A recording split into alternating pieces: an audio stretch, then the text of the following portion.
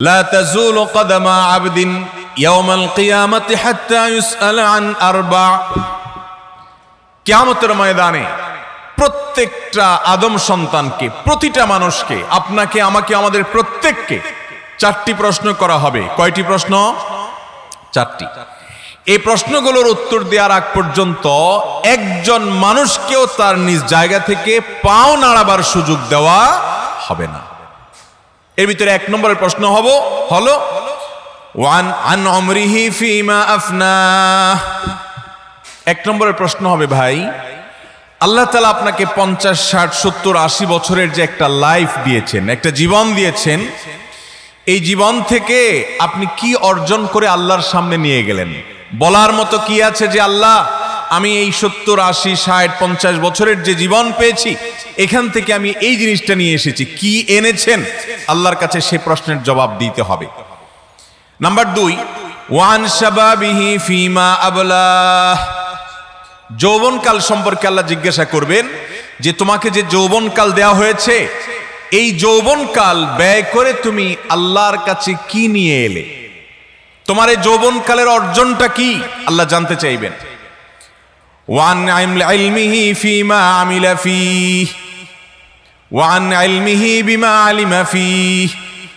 আর যে ইলম আল্লাহ তাআলা আপনাকে দিয়েছেন, সেই ইলমের কতটুকু অনুযায়ী আপনি আমল করেছেন, জিজ্ঞাসাবাদ আল্লাহ তাআলা করবেন। ওয়ান মালিহি মিন আইনা ইকতাসাবাহু ওয়া ফিমা আনফাকাহ। আর সম্পদ সম্পর্কে আল্লাহ জিজ্ঞাসা করবেন যে সম্পদ উপার্জন করেছো, কোথা থেকে, কিভাবে করেছো এবং কোথায় ব্যয় করেছো। এই জন্য একজন ইমানদার আমার সম্পদ আমি যা খুশি তা করব, যেখানে ইচ্ছা সেখানে খরচ করব, এরকমটি বলার কোনো সুযোগ আছে? আছে ওই ব্যক্তির যে আল্লাহর প্রতি ঈমান রাখে না, যে আখিরাতের প্রতি ঈমান রাখে না, যে আল্লাহর প্রতি ঈমান রাখে, তার প্রতিটি পয়সার হিসাব দিতে হবে কি হবে না? মুহতারাম হাজরিন, আজকে আমার এই আলোচনার শুরুতেই একটি কথা বলে রাখতে চাই, তা হলো আজ আমি যে বিষয়ে কথা বলতে চাই, এ বিষয়ে কথা বলার মূল উদ্দেশ্য হলো সেই সকল ভাইদেরকে, বোনদেরকে যারা নিজেদেরকে মুসলিম মনে করেন, ইমানদার মনে করেন, যারা নিজেদেরকে আল্লাহর বান্দা হিসাবে স্বীকৃতি দান, সেই স্বীকৃতি দানকারী মানুষগুলোর জন্য আমার কথাগুলো। এ কথা বলার উদ্দেশ্য হলো এই যে অনেক সময় আমরা কোরআন এবং হাদিসের কোনো কথা বললে আমাদের দেশের অনেক ভাইকে, অনেক বোনকে বলতে দেখা যায় যে তারা সে সকল কথাকে, সে সকল কোরআন হাদিসের বাণীকে নিজেদের যুক্তি বুদ্ধির বিপরীতে দাঁড় করানোর চেষ্টা করেন, কখনো সেটা তাদের ব্যক্তি স্বাধীনতায় হস্তক্ষেপ মনে করেন। সেজন্য আমরা শুরুতেই বলে নিচ্ছি যে আমরা যে কথাগুলো আরজ করব আজ, এ কথাগুলো বলছি কাদের জন্য ভাই? মুসলমানদের জন্য। কাদের জন্য? মুসলমানদের জন্য। আর মুসলমান হলো সে যে ব্যক্তি ইস্তিসলাম করেছে, আত্মসমর্পণ করেছে রব্বে কারীমের কাছে, যে আরশ আজিমের মালিককে রব হিসাবে স্বীকৃতি দিয়েছে, যে বলেছে আশহাদু আল্লা ইলাহা ইল্লাল্লাহ, যে বলেছে আশহাদু আন্না মুহাম্মাদান আবদুহু ওয়া রাসূলুহু, যে স্বীকার করে যে আল্লাহ রাব্বুল আলামিন আমাদের সৃষ্টিকর্তা, তিনি আমাদের পালনকর্তা, তিনি আমাদের রিজিক দাতা, তিনি আমাদের হুকুম দাতা, তিনি আমাদের নির্দেশ দাতা, তিনি আমাদেরকে দুনিয়াতে পাঠিয়েছেন, তিনি আমাদের সৃষ্টি করেছেন, তার কাছেই আমাদেরকে ফিরে যেতে হবে, তার কাছে আমাদের জীবনের পুঙ্খানুপুঙ্খ সব কিছুর হিসেব দিতে হবে, তিনি আমাদের জীবনের সব কিছুর বিচার, বিশ্লেষণ এবং প্রতিদান আমাদের প্রাপ্তি বুঝিয়ে দেওয়ার জন্য কিয়ামতের দিনের অনুষ্ঠান কায়েম করবেন। এই বিশ্বাস যাদের ভেতর আছে তারা হলেন মুসলমান। আর যে বিশ্বাসগুলো, এই বিশ্বাসগুলো যারা ধারণ করেন না, যাদের অন্তরে এই বিশ্বাসগুলো নাই, তারা নিজেদেরকে মুসলমান দাবি করার অধিকার নাই। মুহতারাম হাজরিন, আল্লাহ রাব্বুল আলামিন এই দুনিয়াতে আমাদেরকে পাঠিয়েছেন কি জন্য? খাওয়া দাওয়া করে, ফুর্তি ফার্তা করে, আনন্দ বিনোদন করে, হাসি তামাশা করে, কোনোভাবে জীবনটাকে পার করে চলে যাওয়ার জন্য, নাকি জীবনের কোনো লক্ষ্য এবং উদ্দেশ্য আছে? জীবনের কোনো লক্ষ্য উদ্দেশ্য নাই। ইমানদারের জীবনের লক্ষ্য উদ্দেশ্য হলো আল্লাহর আবদিয়ত, আল্লাহর গোলামি এবং দাসত্ব নিবেদন করা। কোরআনে হাকিমে আল্লাহ রাব্বুল আলামিন বলেছেন, ইন্নাল্লাহা আশতারা মিনাল মুমিনিনা আনফুসাহুম ওয়া আমওয়ালাহুম বিআন্না লাহুমুল জান্নাহ। ইমানদারের জীবন এবং ইমানদারের সকল সম্পদ যে আল্লাহকে নিজের রব হিসাবে স্বীকৃতি দিয়েছে, সাক্ষ্য দিয়েছে আল্লাহর একত্ববাদের, আল্লাহর রুবুবিয়্যাতের, আল্লাহর উলুহিয়্যাতের, সেই ব্যক্তি মূলত তার জীবন এবং তার সকল সম্পদ, সকল শক্তি সামর্থ্য সবকিছু আল্লাহর কাছে বিক্রি করে ফেলেছে জান্নাতের বিনিময়। কিসের বিনিময় ভাই? ইমানদার যদি তার জীবনের সবটুকুন দিয়ে দেন আল্লাহকে, তার সম্পদের সবটুকু সমর্পণ করেন রব্বে করিমের নির্দেশ এবং নিষেধের সামনে, তার জীবনের প্রতিটি কদম, তার প্রতিটি শ্বাস প্রশ্বাস, তার সম্পদের প্রতিটি কণা, প্রতিটি পয়সা, সবকিছু ব্যয় হবে রব্বে করিমের আদেশ অনুপাতে, নিষেধ অনুপাতে, এই ব্যক্তিকে বলা হয় মুসলিম।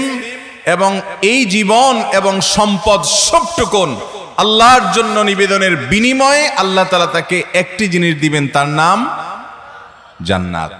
এই জান্নাত পেতে চাই না আমরা সবাই? মুহতারাম হাজিরিন, দুনিয়ার এই জীবনটা চাকচিক্যময়, এটাকে আল্লাহ তাআলা নানাভাবে সাজিয়েছেন। কোরআনে হাকিম আল্লাহ তাআলা সে বিষয়ে বিশদ আলোচনা করেছেন। এই টোটাল জীবনের সব কিছু হলো অনেকটা মরীচিকার মতো। এখানকার সুখ প্রকৃত সুখ নয়, এখানকার দুঃখ প্রকৃত দুঃখ নয়। প্রকৃত সুখের ঠিকানা হলো জান্নাত, আর প্রকৃত এবং আসল নিরঙ্কুশ দুঃখের ঠিকানা হলো কোথায়? জাহান্নাম। ইমানদারের সারা জীবনের প্রচেষ্টা হবে জান্নাতমুখী কাজ করে জান্নাত লাভ করা, আর জাহান্নামমুখী কাজ থেকে বেঁচে থেকে জাহান্নাম থেকে মুক্ত থাকা। ঠিক না ঠিক? আল্লাহ রাব্বুল আলামিন কোরআনে হাকিমে এজন্য ইমানদারের জীবনের লক্ষ্য নির্ধারণ করে দিয়েছেন। আল্লাহ বলেছেন, ওয়ামা খালাকতুল জিন্না ওয়াল ইনসা ইল্লা লিয়াবুদুন। আমি জিন এবং মানুষ এই দুটি সৃষ্টিকে সৃষ্টি করেছি শুধুমাত্র আমার ইবাদত করার জন্য, আমার গোলামি করার জন্য, আমার দাসত্ব করার জন্য।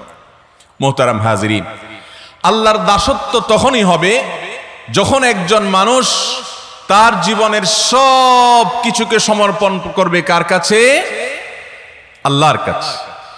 তার জীবনে সে বা স্বাধীনতা, তার নিজের বক্তব্য, তার নিজের কোনো আইডিওলজি, তার কোনো থিওরি, তার কোনো যুক্তি, তার কোনো বুদ্ধি, এগুলোর কোনোটিকে সে প্রায়োরিটি দিবে না, এগুলোর কোনোটিকে সে প্রাধান্য দিবে না। সে প্রাধান্য দিবে একমাত্র যার নির্দেশকে নিষেধকে, তিনি হলেন কে? আল্লাহ রাব্বুল আলামিন। আমরা সবাই এই দলের লোক কিনা? আপনারা সবাই মুসলমান, সবাই আত্মসমর্পণ করেছেন আল্লাহর কাছে, জীবন মরণ সবকিছু আল্লাহ রাব্বুল আলামিনের জন্য সঁপে দিয়েছেন। মুহতারাম হাজিরিন, এই ইমানদারদের সম্পর্কে আল্লাহ রাব্বুল আলামিন বলেছেন, এটা মুখে বললে হবে না, কিছু বৈশিষ্ট্য দিয়ে প্রমাণ করতে হবে। মুখে শুধু বললেই হবে না আমি মুসলমান, মুখে শুধু দাবি করলেই হবে না আমি ইমানদার, আমাকে প্রমাণ করতে হবে। কোরআনে হাকিমের 18 নম্বর পারার প্রথম দিককার কয়েকটি আয়াতে সূরা মুমিনুনের শুরুতে আল্লাহ রাব্বুল আলামিন ইমানদারদের কিছু বৈশিষ্ট্য উল্লেখ করেছেন। এই বৈশিষ্ট্যগুলোর মধ্যে সর্বপ্রথম বৈশিষ্ট্য উল্লেখ করতে গিয়ে আল্লাহ বলেছেন, শুরুতেই বলেছেন, কদ আফলাহাল মুমিনুন। সব মুসলমান, সব ইমানদাররা কিয়ামতের ময়দানে শেষ হাসি হেসে জান্নাতের চাবি নিয়ে জান্নাতে প্রবেশ করতে পারবে না। ওই ইমানদাররা সফল হবে, সার্থক হবে। আল্লাযীনা হুম ফি সালাতিহিম খাশিউন, যাদের এক নম্বরের বৈশিষ্ট্য হবে যে তাদের নামাজে, তাদের সালাতে তারা খুশু অবলম্বন করবে, মনোযোগ থাকবে, খুশু থাকবে, এবং খুজুর সাথে যথাযথভাবে মনকে উপস্থিত রেখে শরীরকে যথাযথ উপায়ে সুন্নাহ সম্মতভাবে ঠিকঠাকভাবে সালাত আদায় করবে, যেন তেনভাবে নামাজ পড়বে না। এই রকম নামাজি হবে তাদের এক নম্বর বৈশিষ্ট্য। বৈশিষ্ট্য নম্বর 2, ওয়াল্লাযীনা হুম আনিল লাগবি মুরিদুন। যেই ইমানদারেরা, যেই মুসলমানেরা অনর্থক, অযথা, অহেতুক এবং যে কাজের দুনিয়াবি এবং পরকালীন যৌক্তিক এবং গ্রহণযোগ্য কোনো উপকারিতা নাই, এরকম অনর্থক কাজ, কথা, বিষয় থেকে যে ব্যক্তি নিজেকে বাঁচিয়ে রাখবে, এই মানুষগুলো সফল ইমানদার হবে। মোহতারাম হাজিরিন, এই আয়াতের কাছে এসে আমি থামতে চাই। আজ আমাদের সমাজে অনেক মুসলমান আছেন, আলহামদুলিল্লাহ, নামে মুসলমান, দাবিতে মুসলমান, নামাজ কালাম পড়েন, সেদিক থেকেও মুসলমানিত্বের পরিচয় এবং স্বাক্ষর তিনি রাখেন, কিন্তু সেই সাথে এমন অনেক কাজ করেন যেই কাজের দুনিয়াবি তেমন কোনো যৌক্তিক উপকারিতা, ফিডব্যাক, শরঈ কোনো উপকারিতা তার কাছে আসে না, আর আখিরাতের কোনো উপকারিতা তো নাই। এরকম বহু অনর্থক কাজ করে। মোহতারাম হাজিরিন, এই অনর্থক কাজ করা মানুষগুলো সম্পর্কে নবী করিম সাল্লাল্লাহু আলাইহি সাল্লামের একটি ঐতিহাসিক হাদিস রয়েছে, যেটি তিরমিজি সহ বিভিন্ন হাদিসের কিতাবে বর্ণিত হয়েছে। নবী আলাইহিস সালাতু ওয়াস সালাম ইরশাদ করেছেন, মিন হুসনি ইসলামিল মারই তারকুহু মা লা ইয়ানি। একজন মানুষের ইসলামটা সুন্দর হবে, একজন মুসলমান হিসাবে কোয়ালিটিফুল মুসলমান হতে পারবেন, দামি মুসলমান হতে পারবেন, মূল্যবান মুসলমান হতে পারবেন যখন তিনি অনর্থক, অহেতুক, অপ্রয়োজনীয়, অযথা কাজ থেকে নিজেকে বাঁচিয়ে রাখতে পারবেন, তখনই তিনি কেবলমাত্র ভালো মুসলমান হতে পারবেন। এ হাদিসের আলোকে মুহাদ্দিসিনে কিরামের অনেকেই বলেছেন যে গোটা ইসলামকে যদি আমরা ভাগ করি, ইসলামের সকল আদেশ নিষেধ, সকল নির্দেশনা, সকল হাদিসকে যদি একদিকে রাখা হয়, সেটাকে যদি 50% বা অর্ধেক মনে করা হয়, শুধু এই একটা হাদিস গোটা ইসলামের অর্ধেক হিসাবে ধরা যাবে। মোহতারাম হাজিরিন, অনর্থক এবং অহেতুক কাজ যারা বর্জন না করে, সে নামাজ কালাম পড়তে পারে, সে মাথায় টুপি লাগাতে পারে, তার মুখে দাড়ি থাকতে পারে, তার মধ্যে ইসলামের অন্যান্য গুণ বৈশিষ্ট্য থাকতে পারে, একজন মুসলমানের বিভিন্ন গুণাবলী থাকতে পারে, কিন্তু সে কখনো প্রকৃত অর্থে আল্লাহর খাতায় মুসলমান হতে পারে না। মোহতারাম হাজরিন, আজ গোটা দুনিয়াতে, আমাদের দেশেও, আমাদের বিশেষ করে তরুণ এবং যুবক ভাইদেরকে শিকার করবার জন্য নানা রকম আদার পেতেছে শয়তান। ইবলিসের অসংখ্য আদার ছড়িয়ে ছিটিয়ে আছে আমাদের সমাজে। কোন আদার বা কোন টোপ মিডিয়ার মাধ্যমে দেয়া হচ্ছে, কোনটি বিনোদনের নামে দেয়া হচ্ছে, কোনটি নিছক আনন্দ উৎসবের নামে, সংস্কৃতির নামে আমদানি করা হচ্ছে। যুবক ভাইয়েরা, যুবতী বোনেরা আমাদের সে বিষয়গুলোকে গিলছে, মুসলমানের সন্তান সেই টোপগুলো নিচ্ছে এবং সেগুলো নিয়ে শয়তানের শিকারে পরিণত হচ্ছে। জান্নাতমুখী যাত্রা থেকে শয়তান এক একটা টোপ দিয়ে এক একজন যুবককে, যুবতীকে, অজস্র অগণিত যুবক যুবতীকে, মুসলমান নারী পুরুষকে তুলে তুলে জান্নাতমুখিতা থেকে বের করে তাদেরকে জাহান্নামের দিকে নিয়ে যাচ্ছে।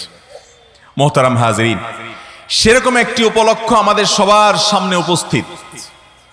গোটা দুনিয়ার মুসলমান যুবকরা, গোটা দুনিয়ার মুসলমান যুবতীরা, গোটা দুনিয়ার মুসলমান নারী পুরুষরা অন্যান্য ধর্মাবলম্বী কিংবা আদর্শহীন, লক্ষ্যহীন, যাদের জীবনের বিশেষ কোনো লক্ষ্য নেই, টার্গেট নেই, জান্নাত বা জাহান্নামের কোনো বালাই যাদের জীবনে নেই, সেই রকম মানুষগুলোর মতো আমাদের অসংখ্য মুসলমান নামধারী ভাই বোনেরা আমাদের এই প্রিয় স্বদেশে, আমাদের এই প্রিয় মাতৃভূমিতে, গোটা পৃথিবীতে ছড়িয়ে ছিটিয়ে থাকা মুসলমানরা দলে দলে পঙ্গপালের মতো ঝাঁপিয়ে পড়ছে শয়তানের সেই ফাঁদের দিকে। আর সেই ফাঁদের নাম আর কিছু নয়, বিশ্বকাপ নামক বিশ্ব বেহায়াপনা। মোহতারাম হাজরিন, আমি শুরুতেই বলেছি, আমার কথাগুলো মুসলমানের জন্য, অমুসলমানের জন্য নয়। আমার কথার লক্ষ্যবস্তু মুসলমান, যে নিজেকে আল্লাহর গোলাম হিসাবে দাবি করবে, যে নিজেকে আল্লাহর আব্দ হিসাবে স্বীকার করবে, যে আমার রবকে রব হিসাবে স্বীকার করবে, যে আমার রবের সৃষ্ট জান্নাতে যাওয়ার প্রত্যাশা করবে, যে আমার রবের সৃষ্ট জাহান্নাম থেকে মুক্তির আশা করবে, সেই লোকটি আমার এই কথাগুলোর উদ্দেশ্য। মোহতারাম হাজিরিন, যদি আপনি আল্লাহকে রব হিসাবে বিশ্বাস করে থাকেন, যদি আপনি আল্লাহর জান্নাতকে বিশ্বাস করে থাকেন, তাহলে আপনার জীবন, আপনার সম্পদ, আপনার সবকিছু, কুল ইন্না সলাতি ওয়া নুসুকি ওয়া মাহইয়ায়া ওয়া মামাতি লিল্লাহি রাব্বিল আলামিন, বলে দিন হে রাসূল যে আমার সালাত, আমার হজ, কোরবানি, আমার গোটা জীবন, আমার মরণ, এই সব কিছু আমি সমর্পণ করেছি রব্বুল আলামিনের সামনে। ইমানদারের জীবনে ব্যক্তি স্বাধীনতার নামে আল্লাহর আদেশ নিষেধের বাইরে যাওয়ার কোনো সুযোগ বা সম্ভাবনা আছে?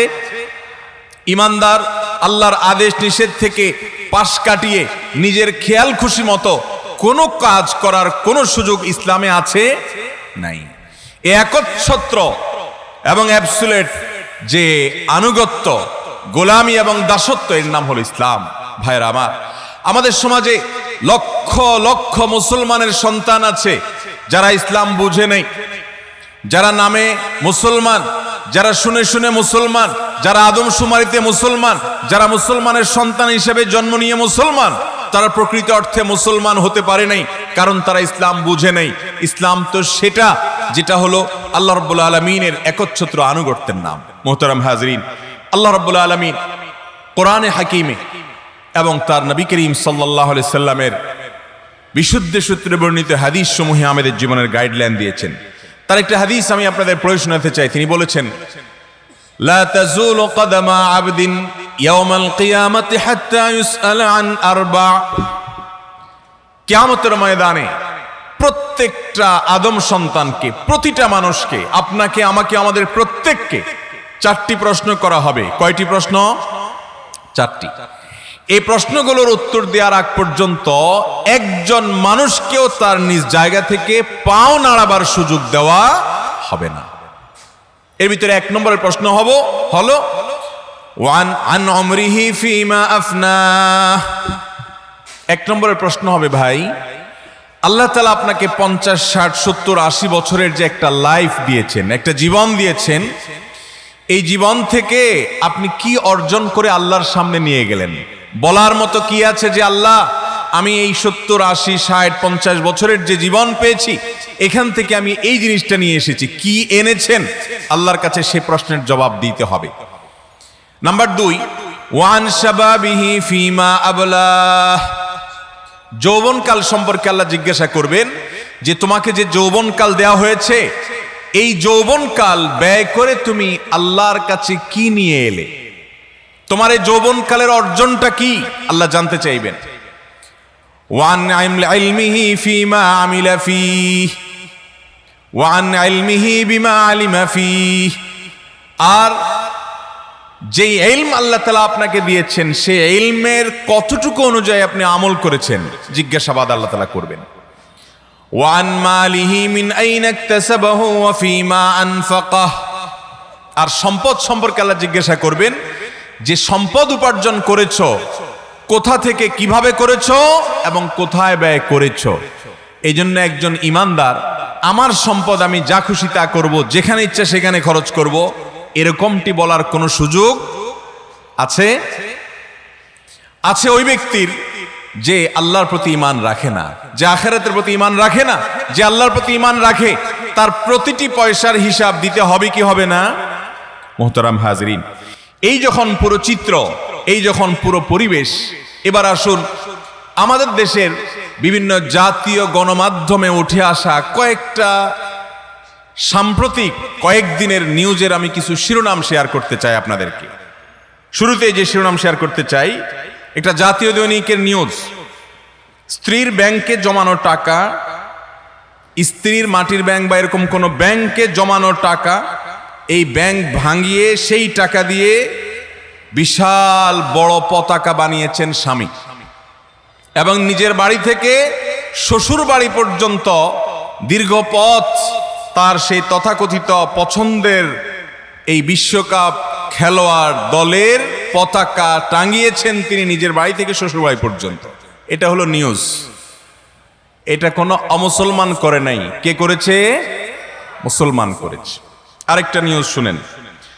আর্জেন্টিনা ব্রাজিলের পতাকার রঙে রাগানো হলো 3টি সেতু, বিশাল বড় বড় 3টি ব্রিজ রাঙামাটিতে সাজানো হয়েছে আর্জেন্টিনা এবং ব্রাজিলের পতাকার রঙে। আপনার দেশের পতাকার রঙে না।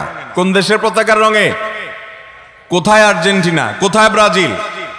তাদের সাথে আমাদের অর্থনৈতিক, আমাদের ব্যবসায়িক, আমাদের ধর্মীয়, আমাদের জাগতিক বা অন্য কোনো রকমের তেমন কোনো উল্লেখযোগ্য সম্পর্কের ছিটাফোঁটাও সেরকম দেশের পতাকা দিয়ে আমাদের দেশের 3টি ব্রিজকে রাঙানো হয়েছে পয়সা খরচ করে।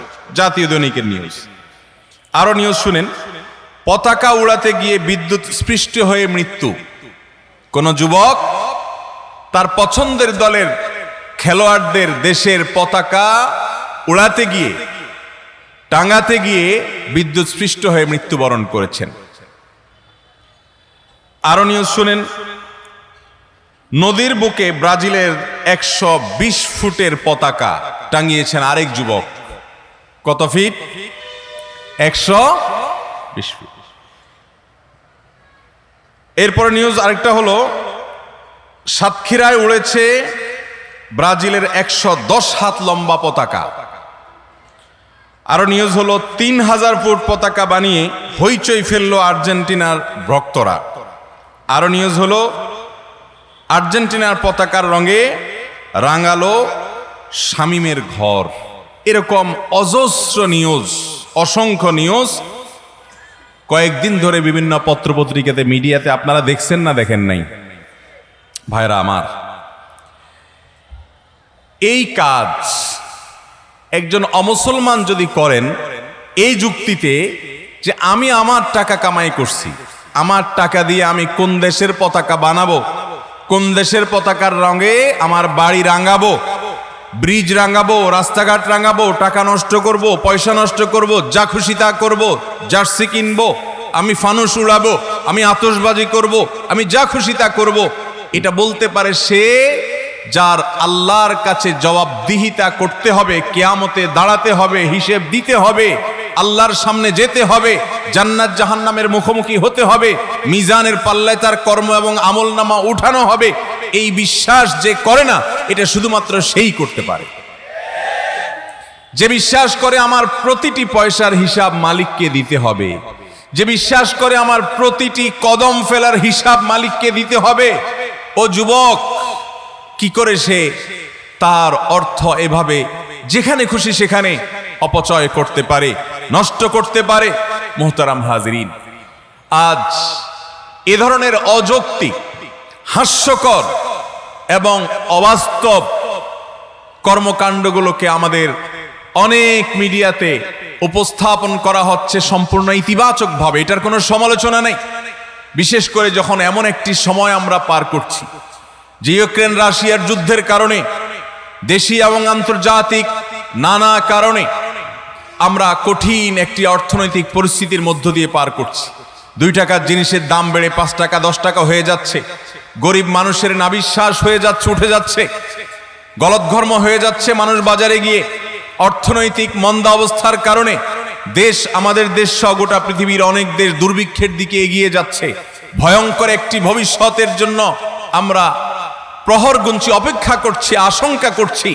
সেই রকম কঠিন একটা সময় লক্ষ লক্ষ যুবক কোটি কোটি টাকা দিয়ে তারা কি করছে? কোথাকার কোন দেশের পতাকা উড়াচ্ছে, কোথাকার কোন দেশের সমর্থক সেজে তাদের খেলোয়াড়দের জার্সি টাকা দিয়ে কিনছে, ফানুস উড়াচ্ছে, ব্রিজ রাঙাচ্ছে, পতাকা টাঙাচ্ছে, বাড়িঘর রাঙাচ্ছে। অথচ আল্লাহ রাব্বুল আলামিন কোরআনে হাকিমে, নবী করিম সাল্লাল্লাহু আলাইহি সাল্লাম তার হাদিসে একজন ইমানদার, একজন মুসলমানের প্রতিটি কাজকর্ম এবং প্রতিটি পয়সার হিসেব গ্রহণ করবেন সে ঘোষণা দিয়েছেন না দেন নাই? যারা আল্লাহর প্রতি বিশ্বাস রাখেন না তারা আমাদের সাবজেক্টের বাইরে, তারা আমাদের লক্ষ্যবস্তু বা টার্গেট নন, তারা আমাদের উদ্দিষ্ট ব্যক্তি নন। তাদেরকে লক্ষ্য করে আমরা বলছিও না আপনার যা খুশি তা করেন, আপনি আপনার সৃষ্টিকর্তার সামনে কিয়ামতের ময়দানে হিসাব দিবেন। কিন্তু ও মুসলমানের সন্তান, ও কিয়ামতে বিশ্বাসী মানুষ, ও আল্লাহর বান্দা, ও জান্নাত প্রত্যাশী, ও জাহান্নাম থেকে মুক্তিকামী যুবক যুবতী ভাই আমার, তোমার বিবেককে একটা বার জিজ্ঞাসা করো, তোমার এই পয়সা ব্যয় এটার জন্য আল্লাহর কাছে জবাবদিহি করতে হবে কি হবে না? এই পয়সা তুমি নিজের জন্য ব্যয় করো, তুমি নিজে শরীয়তের সীমানার মধ্যে থেকে শৌখিনতা করো, তুমি নিজে খাও পান করো, সেটা শরীয়ত তোমার জন্য অ্যালাউ করেছে, অনুমোদন করেছে। কিন্তু আজ এই টাকা আমরা এর আগে দেখেছি কোথাকার কোন 31st নাইট উদযাপনকে কেন্দ্র করে আমাদের এই দেশে আমাদের যুবক যুবতীদের মধ্যে উন্মাদনা সৃষ্টি করে তাদেরকে মধ্যরাতে, তাদেরকে ফানুস উড়াতে, তাদেরকে বেলুন উড়াতে, তাদেরকে নানান রিস্কি কর্মকাণ্ড করতে, লক্ষ লক্ষ কোটি কোটি টাকা অপচয় করতে উৎসাহ দিয়েছে এক শ্রেণীর মিডিয়া। এরা আমাদের দেশের কখনো বন্ধু হতে পারে? এরা যুবকদের তরুণদের কখনো আপন হতে পারে? ভাইরা আমার, আজ আমরা এতটা উন্মাদনায় মেতে গিয়েছি যে আজকাল পছন্দের ফুটবল দলকে সমর্থন করবে, ক্রিকেট দলকে সমর্থন করবে, সেজন্য পাগলামো করবে, সেজন্য পতাকা বানাবে, সেজন্য জার্সি বানাবে, সেজন্য জার্সি কিনবে, সেজন্য বাড়ি রাঙাবে, রাস্তা রাঙাবে, মিছিল করবে, রং মাখবে, মানুষকে রং মাখাবে। এই সব কর্মকাণ্ডের পেছনে কোনো প্রকার যুক্তি, বুদ্ধি, প্রয়োজনীয়তা, বাস্তবতা কোনো কিছুর কোনো প্রয়োজন অনুভব করে না শয়তান এবং শয়তানের দোসররা। এদেশে অজস্র মানুষ শীতের মৌসুমে, কনকনে শীতে এখনো এক টুকরা শীতের কাপড়ের অভাবে কাঁপতে থাকে। এদেশের শহরে, নগরে, গ্রামে, বিভিন্ন জায়গায় আপনি এখনো দেখবেন বহু মা তার শিশুর পায়ে একজোড়া মোজা কিনে দিতে পারছেন না শীত নিবারণ করবার জন্য। এদেশে এখনো বহু মানুষ ক্ষুধায় কাতর হয়ে রাস্তার কিনারে ধারে ধারে পড়ে আছে, যাদের পেটে খাবার নাই। একবেলা খাবার কিনে দেওয়ার মতো লোক সব জায়গায় পাওয়া যায় না। এদেশে অসংখ্য মানুষ হাসপাতালের বারান্দায় গেলে দেখবেন যে চিকিৎসার অভাবে কাতরাচ্ছে। নিজের মায়ের লাশ নেওয়ার মতো টাকা নেই, বাবার লাশ ছাড়াবার মতো পয়সা নেই, নিজের আদরের কলিজার টুকরা সন্তানকে সামান্য কয়টা টাকার জন্য চিকিৎসা করাতে পারছেন না। এরকম মানুষের অভাব এদেশে আছে। সেই দেশে কঠিন একটি অর্থনৈতিক মন্দা পরিস্থিতি যখন আমাদের সামনে, এরকম পরিস্থিতিতে গণহারে আমরা যদি অর্থ অপচয় করি, আমরা যদি অযৌক্তিক খাতে টাকা পয়সা নষ্ট করি, ব্যয় করি, কোথাকার কোন দেশের অমুসলিম, আল্লাহর প্রতি যাদের বিশ্বাস নেই, ফিলিস্তিনের মুসলমানদের নারী এবং শিশুদের হত্যার ব্যাপারে যাদের প্রচ্ছন্ন বা পরিষ্কার সমর্থন আছে, সেই সকল মানুষদের সমর্থনে মুসলমানের সন্তান কখনো একটি পয়সা ব্যয় করতে পারে না। মোহতারাম হাজরিন, কিন্তু সেই কাজটি আমাদের দেশে হচ্ছে কি হচ্ছে না? আল্লাহু আকবার। ভাইরা আমার, যে সময় আমাদের জীবন থেকে আমরা ব্যয় করছি, যে অর্থ আমরা ব্যয় করছি, যে শ্রম আমরা দিচ্ছি, যে মেধা আমরা ব্যয় করছি, আমাদের তরুণদের আজ এই বিপদগামিতার পথে যদি না নেওয়া হতো, এই শ্রম, এই মেধা, এই অর্থ এবং এই সময় এই দেশকে গঠন করার কাজে ব্যয় করা হতো। এই দেশের বেশিরভাগ নেতৃবৃন্দ, বেশিরভাগ বড় বড় ব্যবসায়ীরা তাদের সন্তানগুলোকে বাইরে পাঠিয়ে দেন পড়াশোনা করার জন্য। তারা নিজেদের উন্নত জীবন গড়ে, তারা নিজেদেরকে উচ্চ শিক্ষা শিক্ষিত করে, তারা নিজেদেরকে বড় বড় গবেষক হিসাবে তৈরি করে, সেখানে তারা সেটেল হয়ে যায়।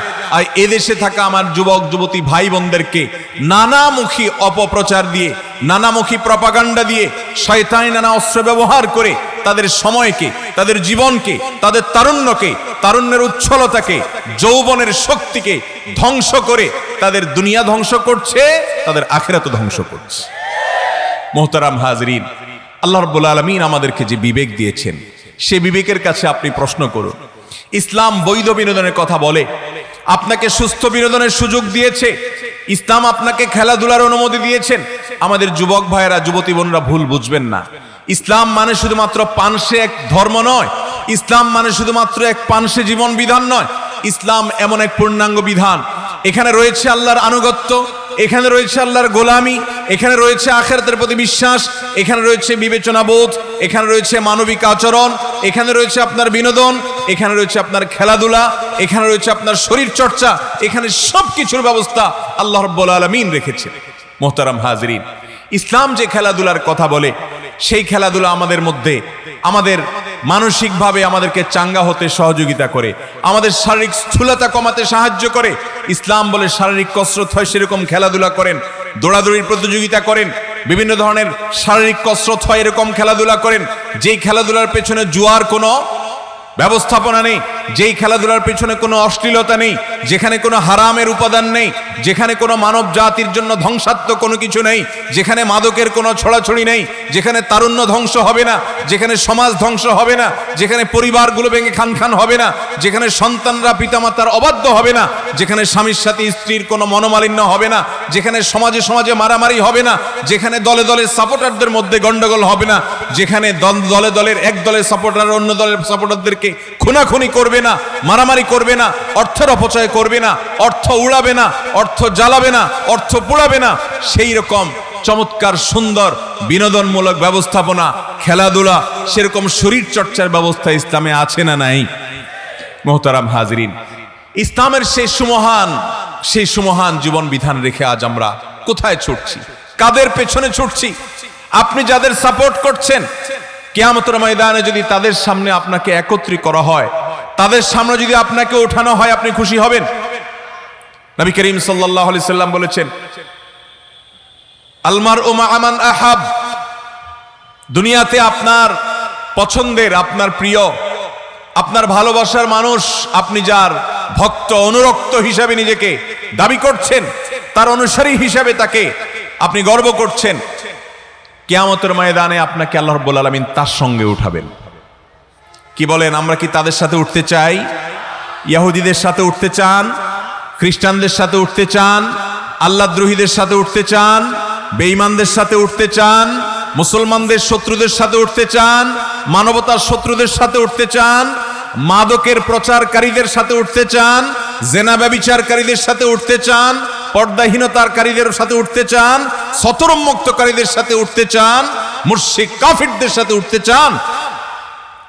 মুসলমানের সন্তান, দুনিয়ার জীবন বরফের মতো গলে যাচ্ছে ভাই আমার, বরফের মতো গলে যাচ্ছে। আপনার যৌবন তারুণ্য হারিয়ে যাচ্ছে। আপনি এই যৌবনে যা খুশি তা করবেন, এটা একজন বেঈমান করতে পারে, মুসলমান করতে পারে না, আল্লাহর প্রতি বিশ্বাসী মানুষ করতে পারে না। আল্লাহ তাআলা আমাদের সবার জন্য বোধোদয় হয় সেই তৌফিক দান করুন। মোহতারাম হাজরিন, আল্লাহ রাব্বুল আলামিন কোরআনে হাকিমে আমাদেরকে নানাভাবে সাবধান করেছেন, নানাভাবে সতর্ক করেছেন। আমরা আজ আমাদের দেশে যে অসুস্থ প্রতিযোগিতা দেখতে পাচ্ছি, এই মজলিসে বহু যুবক ভাই হয়তো আছেন, অনেক ভাই আমার হয়তো আছেন যে আপনি কোন দলকে সাপোর্ট করেন। আপনি কাকে সাপোর্ট করছেন? কিসের সাপোর্ট করছেন? কোন উদ্যোগকে, কোন খেলাকে আপনি অ্যাপ্রিসিয়েট করছেন? খেলার নামে যেটাকে আপনি দেখতে পাচ্ছেন খেলা, এটা খেলা নয়। আল্লাহর শপথ করে বলছি, এটা খেলা নয়, এটা সুপরিকল্পিত একটি পরিকল্পনার অংশ, সুপরিকল্পিত একটি আয়োজন, যে আয়োজনের অন্যতম উদ্দেশ্য হলো মুসলমানের ঈমানি চেতনাকে ভোঁতা করে দেওয়া। যে পরিকল্পনার অন্যতম আয়োজন হলো আপনার আখিরাতকে ভুলিয়ে দেওয়া। যে পরিকল্পনার অন্যতম আয়োজন হলো মুসলমান যুবকের ঈমানি জজবাকে ধ্বংস করে দেওয়া।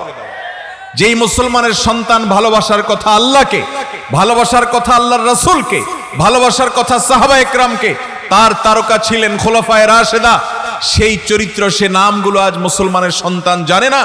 তাদেরকে জপানো হয় মুশরিকদের নাম, ইহুদি খ্রিস্টানদের নাম, আল্লাহর দুশমনদের নাম, মুসলমানদের বিরুদ্ধে যারা করে সেই বিরোধিতাকারীদের নাম, ফিলিস্তিনের রক্তকে হালাল মনে করে যারা, তাদের নামগুলোকে আজ মুসলমানদেরকে প্রিয় করে দেওয়ার জন্য খেলার মোড়কে এই মহা ষড়যন্ত্রের আয়োজন গোটা বিশ্বব্যাপী করেছে ইবলিসীয় সভ্যতা, ইবলিসীয় সংস্কৃতি, যেটা আমাদের বেশিরভাগ ভাই বোনরা আঁচও করছেন না, বুঝতেও পারছেন না। আল্লাহ তাআলা আমাদের সবাইকে হেদায়েত নসিব করেন। ভাইরা আমার, দুনিয়ার জীবন একভাবে দেখতে দেখতে দেখতে দেখতে পার হয়ে যাবে, শেষ হয়ে যাবে। আল্লাহ রাব্বুল আলামিনের কাছে আমাদের উঠতে হবে কি হবে না? কি নিয়ে আসবেন? কি নিয়ে যাবেন?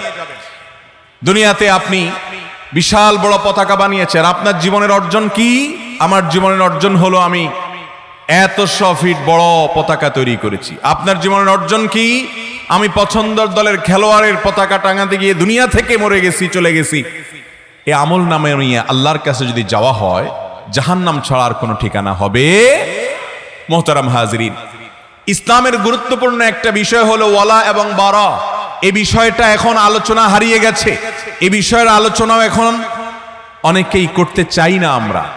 ওয়ালা এবং বারার মানে কি এটি যদি বলি, তাহলে আজ অনেকে আমাদেরকে সংকীর্ণ মনা বলবে, অনেকে আমাদেরকে অনেক গালি বা তকমা দিবে।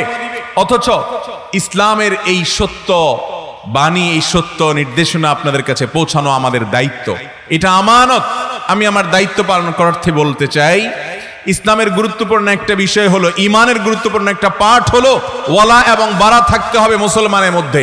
ওয়ালা মানে হলো মুসলমান কাউকে ভালোবাসবে কার খাতিরে? আল্লাহর খাতিরে। কাউকে শত্রুতা করবে, বিদ্বেষ করবে, অপছন্দ করবে, ঘৃণা করবে কার খাতিরে?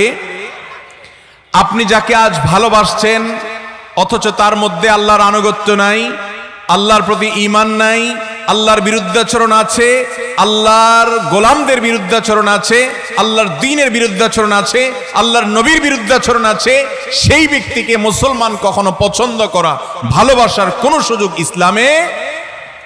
নবী করিম সাল্লাল্লাহু আলাইহি ওয়াসাল্লাম বলেছেন, মান আহাব্বা লিল্লাহ ওয়া আবগাদা লিল্লাহ ওয়া আতা লিল্লাহ ওয়া মানাআ লিল্লাহ ফাকাদ ইসতাকমালাল ঈমান।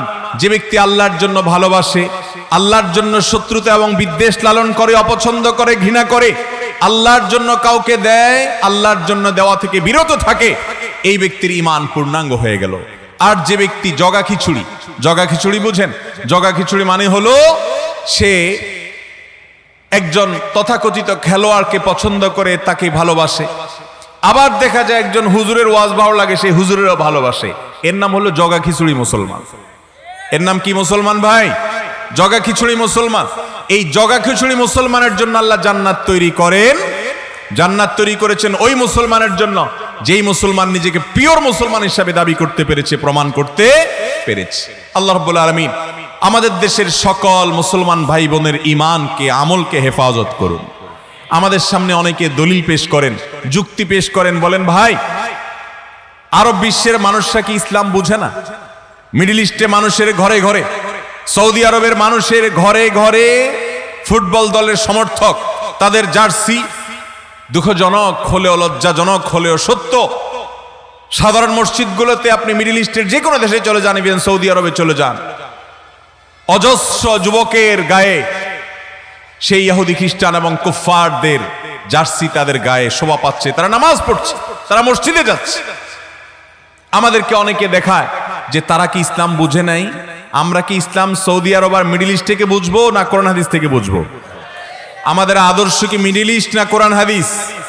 ইসলাম মানে কি মধ্যপ্রাচ্য না কোরআন হাদিস? কোরআন হাদিসের বাইরে যদি মধ্যপ্রাচ্য নয় গোটা পৃথিবীর সব মানুষও চলে যায়, একজন মুসলমান কখনো কোরআন হাদিসের বাইরে যেতে পারে? ভাইরা আমার, আমরা আমাদের যে জীবনটাকে ব্যয় করছি, মনে হচ্ছে আল্লাহর কাছে কোনো জবাবদিহি করতে হবে না। আল্লাহ বলেছেন, আফাহাসিবতুম আন্নামা খালাকনাকুম আবাসা ওয়া আন্নাকুম ইলাইনা লা তুরজাউন। তোমরা কি মনে করেছো যে তোমাদেরকে আল্লাহ তাআলা এমনি এমনি সৃষ্টি করেছেন? আল্লাহ বলেছেন, আমি এমনি এমনি সৃষ্টি করেছি, অযথা সৃষ্টি করেছি, তুমি যা খুশি তা করে চলে আসবে আর হাসতে হাসতে জান্নাতে চলে যাবে, এমনটি মনে করেছো? তোমাদেরকে আমার কাছে ফিরে আসতে হবে, ফিরে আসতে হবে। ইন্না লিল্লাহ, নিশ্চয়ই আমরা সকলেই আল্লাহর সৃষ্টি, আল্লাহর গোলাম। ওয়া ইন্না ইলাইহি রাজিউন, আর আমাদের সবাইকে ফিরে যেতে হবে কার কাছে ভাই? আল্লাহর কাছে যেতে হবে। জীবনের প্রতিটি কর্ম, প্রতিটি ছোট বড় কর্ম হয় মিজানে নেকামল হিসাবে গণ্য হবে, আর না হলে বদামল হিসাবে গণ্য হবে। আজ পৃথিবীতে যে ফিতনা আমরা দেখতে পাচ্ছি খেলার নামে, কিয়ামত যত নিকটবর্তী হবে, আমাদের পরবর্তী জেনারেশন যারা আসবে তাদের সামনে এরকম আরো চটকদার, আরো নানান মুখরোচক অনেক আয়োজন আসবে, এই আয়োজনগুলো সব শয়তানের বিছানো জাল।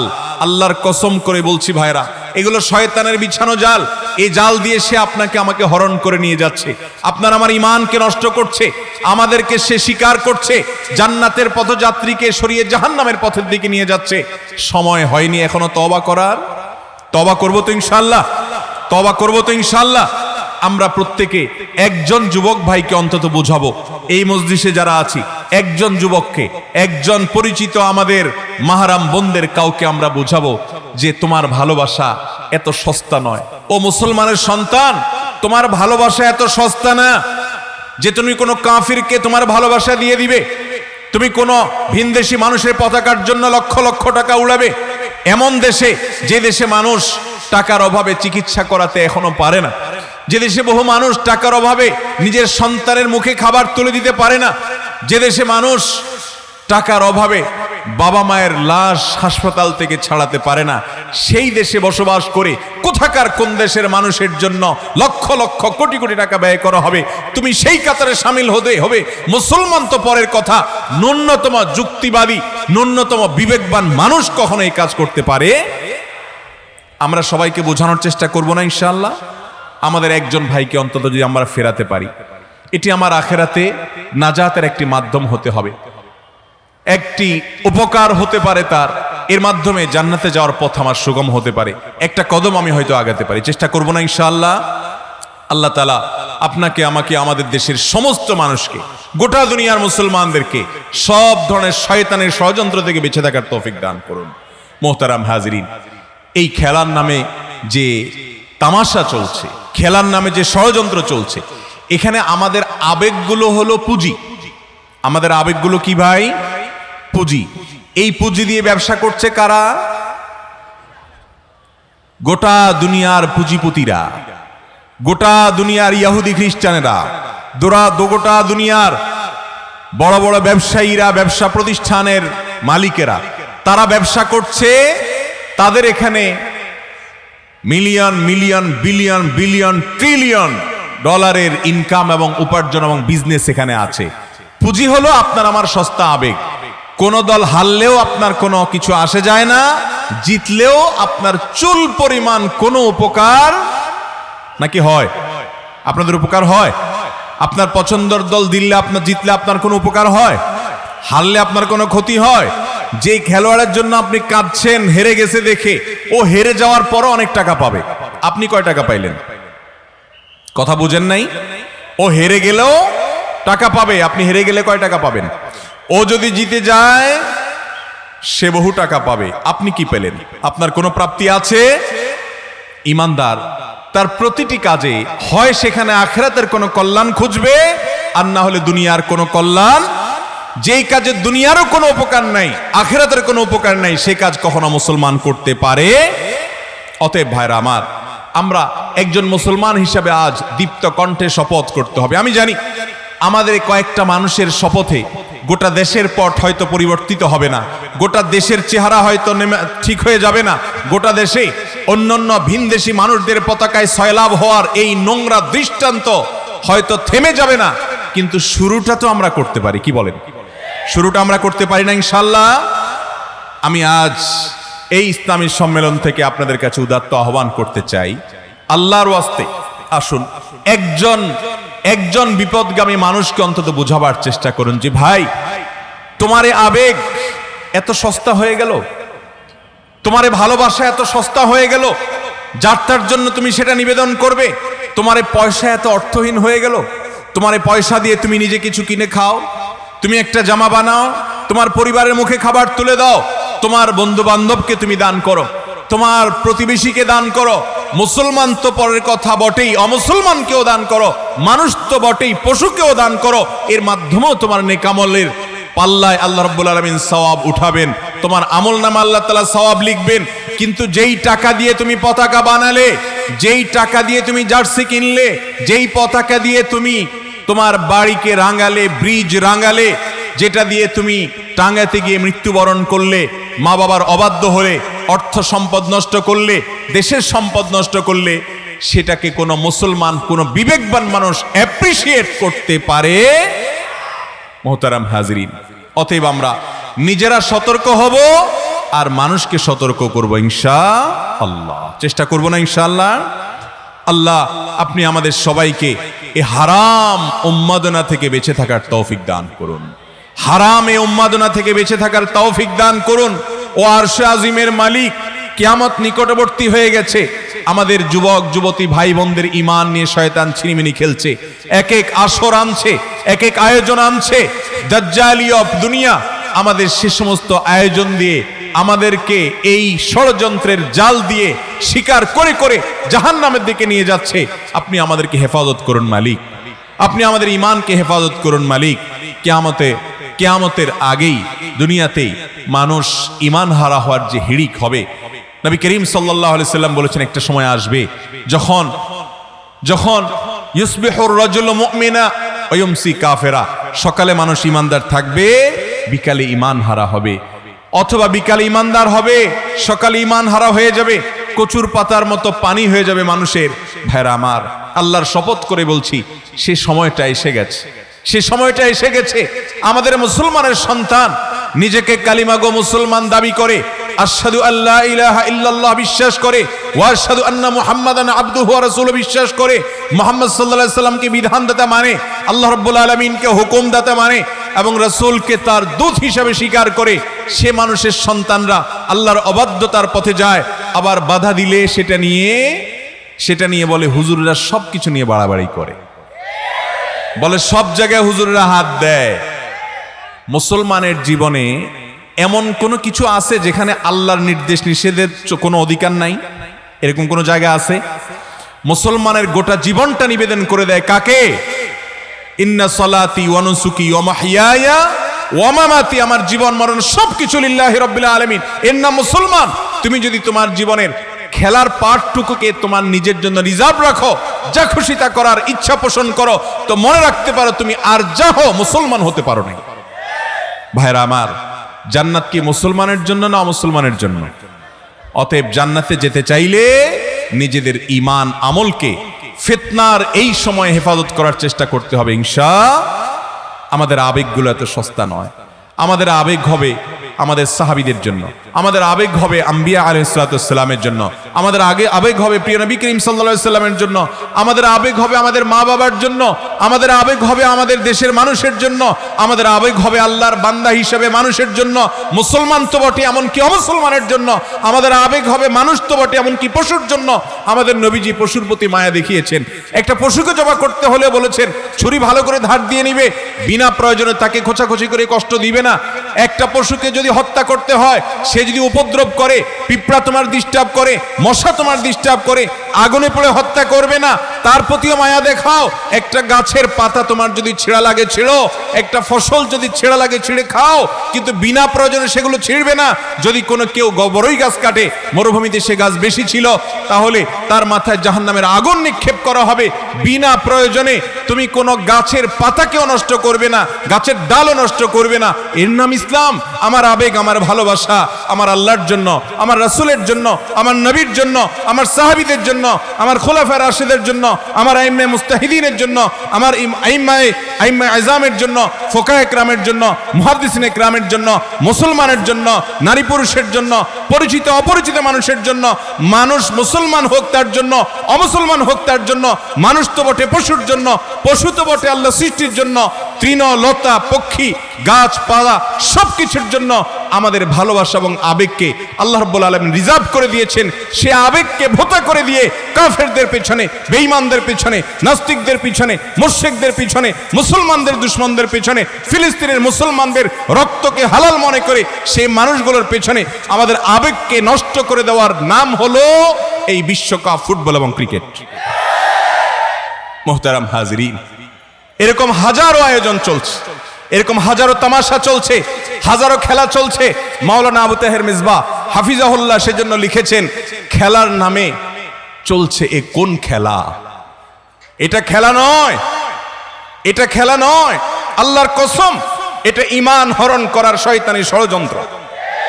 আল্লাহর কসম, মুসলমান যুবকের তার যে ঈমানি শক্তি, তার যে তেজ, তার যে বিবেক, তার যে আবেগ, তার যে ভালোবাসা, তার যে ভক্তি, তার যে স্পৃহা, তার যে কর্মোদ্যম, এই সবগুলোর হুলকে ভেঙে দিয়ে, নষ্ট করে দিয়ে তাকে অন্য 10টি সাধারণ মানুষের মতো বেঈমানদের কাতারে দাঁড় করাবার অনন্য আয়োজন করেছে শয়তান।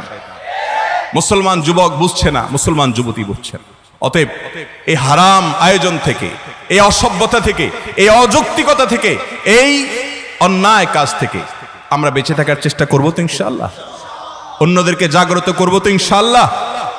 আসুন শপথ করি, একজন যুবক ভাই এই পতাকা উন্মাদনায় নেমেছে, জার্সি উন্মাদনায় নেমেছে, তাকে আমরা বুঝাবার চেষ্টা করব। আমি আশ্চর্য হই আমাদের দেশের যারা আমাদেরকে নসিহা দেন, যারা নিজেদেরকে বুদ্ধিজীবী দাবি করেন বা আমরা তাদেরকে বুদ্ধিজীবী মনে করি, তারা অনেক কিছু বুঝেন আমাদের চাইতে ভালো, দেশের কল্যাণ আমাদের চেয়ে ভালো বুঝেন, দুনিয়াটা আমাদের চাইতে ভালো বুঝেন।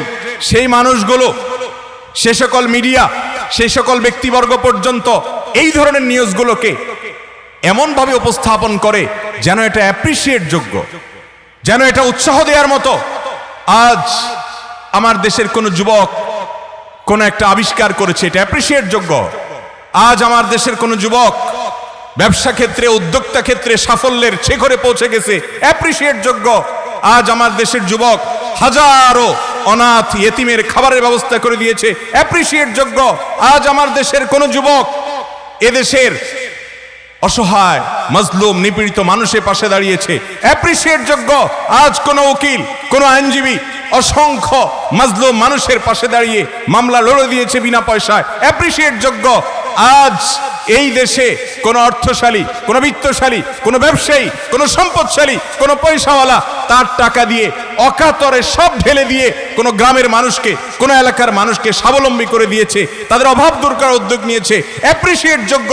কিন্তু যখন আমার দেশের কোন মানুষ লক্ষ লক্ষ টাকা ব্যয় করে, কোটি কোটি টাকা ব্যয় করে, হাজার হাজার টাকা ব্যয় করে কোথাকার কোন ভিন দেশের পতাকা উড়ায়, সেখানে লক্ষ লক্ষ টাকা খরচ করে, ব্রিজ রং করে, যেখানে মানুষের বাড়িতে থাকার ব্যবস্থা নেই, নিজের সন্তানের পায়ে মোজা কেনার মতো, শীত নিবারণ করার মতো টাকা নেই, সেই দেশে যখন অজস্র টাকা খরচ করে অপচয় করা হয়, নষ্ট করা হয়, তামাশা করা হয় অযৌক্তিকভাবে, যাদের সাথে আমাদের কোনো প্রকার সম্পর্ক নেই, নিজের দেশের পতাকাটাও না, সেটাকে কোনো বুদ্ধিমান মানুষ অ্যাপ্রিসিয়েট করতে পারে না।